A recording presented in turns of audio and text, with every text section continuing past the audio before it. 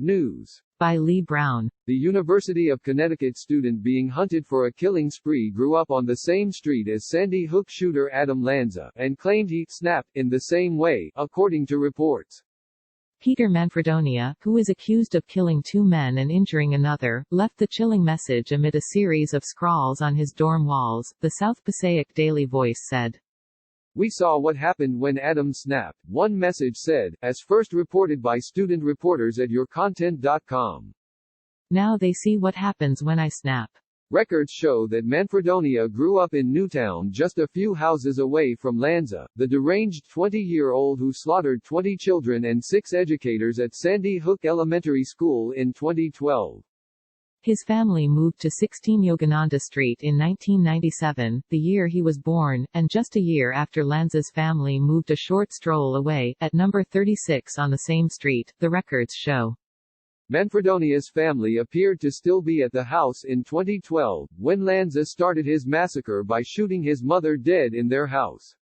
It suggests the pair grew up as children on the same street, with Lanza just 5 years older, and on a street named after a Hindu spiritual leader who introduced Westerners to yoga and wrote a series of essays on inner peace, the Connecticut Post has noted. Manfredonia had previously written about school shootings, calling them an epidemic plaguing this great country we live in a 2018 post. In another post from last September, he announced that by completing a triathlon, he raised funds for Sandy Hook Promise, an advocacy group founded by several people whose children died in the massacre.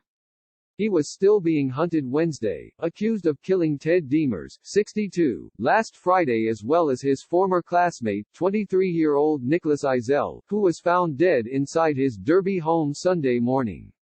Manfredonia's family, through their attorney Michael Dolan, and authorities have urged him to surrender.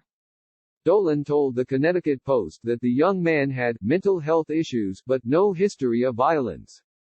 This really came out of nowhere, he insisted. UConn declined to tell the Connecticut Post if Manfredonia had a disciplinary record at the school. The horrific and incomprehensible loss of life is reminiscent of so many other tragedies at so many other places around the country and the world, UConn President Tom Katsoulias said in a statement. Though rare, we have been sadly reminded that none are immune from such random acts, and that they don't always happen somewhere else.